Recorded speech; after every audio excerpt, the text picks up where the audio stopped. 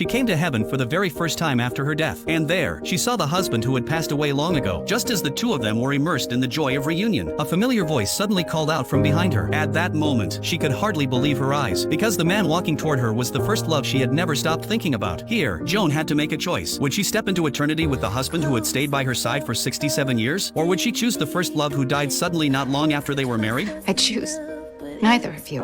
You're kidding, right?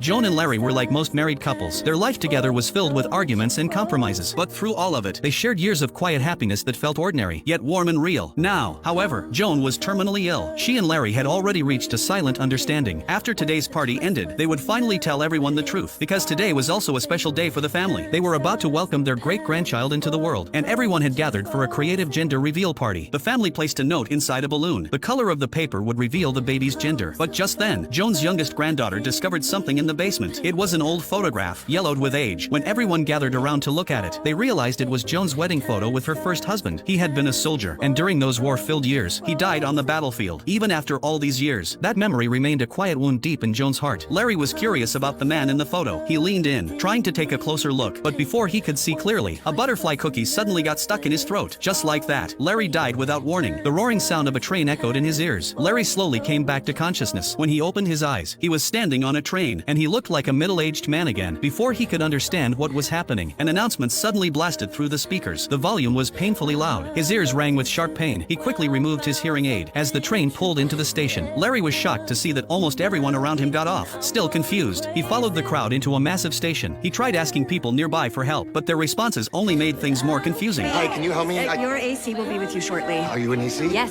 but I'm not your AC. Come. Looking around at the unfamiliar place, Larry had no idea what to do, so he sat down on a nearby bench, waiting for the so-called afterlife coordinator to come find him. After what felt like a long time, his coordinator finally appeared. Who are you? I'm Anna, I'm your AC, What does that stand for? your afterlife coordinator. Annie explained that she would be responsible for guiding Larry through the afterlife. Larry did not want to believe it, but the truth was simple. He was already dead. Looking down, he noticed the small pink slip he had dropped on the bench. At that moment, Larry finally learned something joyful. His great-grandchild was a girl. He followed Annie through the station, repeatedly telling her about the strange experience he had just gone through. Still, he refused to accept the fact that he was dead. Seeing this, Annie took out a small mirror she carried with her. The moment Larry looked into it, he finally accepted the truth. This place was a massive transit hub. Everyone who arrived here took on the appearance of the happiest time in their lives. That was why so many children seemed to be here. For many people, childhood had been their happiest years. Annie told Larry that every soul who arrived here had 7 days. Within those 7 days, they had to choose an eternal world they wished to live in forever. But hearing this left Larry overwhelmed, because he could not stop thinking about Joan, who was still suffering from illness. Annie reminded him again and again to think carefully. Once a choice was made, it could never be changed. Just then, an announcement suddenly echoed through the station. It was a notice about a fugitive. Every eternal world had a red door. Anyone who passed through it would return to this station, but doing so would make them a wanted fugitive to all administrators. And once they were caught, they would be exiled to a void filled with endless suffering. Finally, Annie brought Larry to his room. Every detail inside had been designed according to his personal preferences. Even the clothes in the closet were exactly the styles Larry loved. After leaving a few brochures about different eternal worlds, Annie quietly left the room. Larry tried turning on the television to pass the time, but every single channel was just another advertisement for an eternal world. With nothing else to do, Larry stepped outside the station to get some fresh air. He eventually found a small bar, but what Larry could never have imagined was that the bartender standing before him was Luke, Joan's first husband. After arriving here, Luke had chosen not to enter any eternal world. Instead, he stayed behind and became a bartender. Across the distance of time itself, he was simply waiting for the day he could see Joan again. The two men did not know each other, but they talked for hours. Their conversation revolved around memories of the people they loved most in life. What neither of them realized was that the woman they loved was the same person. That night, Larry drank a lot. Early the next morning, Annie came looking for him. Larry had been thinking about something. Why would anyone choose to stay here instead of entering a perfect eternal world? Annie explained that the reasons were different for everyone. Some people simply could not accept their own death. Some stayed because they were waiting for someone they loved. And the saddest of all were those who stood before countless eternal worlds, yet could never bring themselves to choose. When Larry asked why she herself stayed here, Annie gave no answer. Instead, she asked him if he had made his decision. Larry actually knew the answer. He had always loved the idea of the Hawaiian world with endless beaches, but even so, he still wanted to know what Joan would think. As a longtime administrator of the station, Annie had seen situations like this countless times. Many people here hoped to see their parents again, but those loved ones had already entered their own eternal worlds. Even if they managed to reunite, they would have to stay there forever. That was why Annie always hoped the souls who arrived here would make the right choice for themselves, because there was no way to know when Joan would arrive here. The only thing Larry could do was wait, but after waiting for an entire week, Joan still had not appeared. So in the end, Larry made a decision. He would go ahead to an eternal world first. Before leaving, he wrote a letter for Joan. What he did not know was that Joan had already reached the final moments of her life. In a daze, she too boarded the train bound for the transit station. Before departing, Larry asked Annie to deliver the letter to Joan for him, but that kind of action violated the station's rules, so Annie suggested something else. They could simply contact each other by phone. At that very moment, Joan arrived at the station. Meanwhile, Larry's mind was filled with thoughts of the beach world he was about to enter, so when Joan brushed past him in the crowd, he failed to recognize her at first, but only seconds later, Larry suddenly realized the woman he had just passed was Joan. He quickly turned around and shouted her name. Unfortunately, the crowd was too large. Joan simply assumed it was her imagination. When she finally stepped into the main hall, she was stunned by what she saw in the mirror, the young face staring back at her. Joan!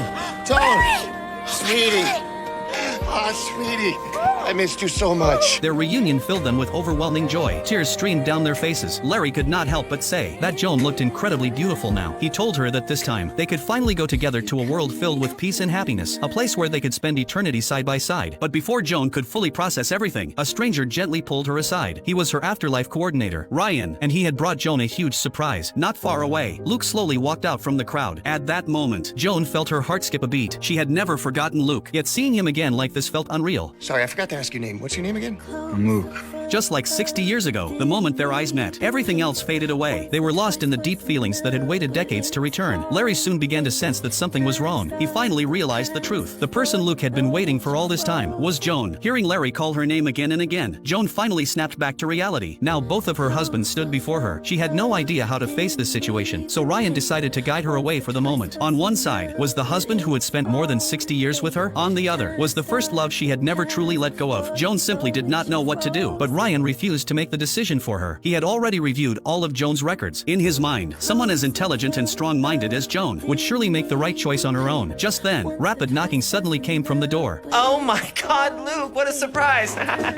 It turned out that this meeting was arranged by Ryan for Joan's future happiness. He had deliberately created a chance for the two of them to be alone. Yet even though the man beside her was the first love she had long dreamed about, both of them felt strangely nervous. The passionate promises they once shared had turned into polite and careful conversation, but right at that moment, an announcement about a fugitive interrupted them. A pursuit was underway. It was then that Joan learned something frightening. Once someone chose an eternal world, there was absolutely no turning back. Anyone who tried to escape would be captured and exiled to a void of endless suffering. The thought sent a chill down her spine. Luke immediately noticed the fear in Joan's eyes, so he finally confessed the feelings he had buried for decades. I love you.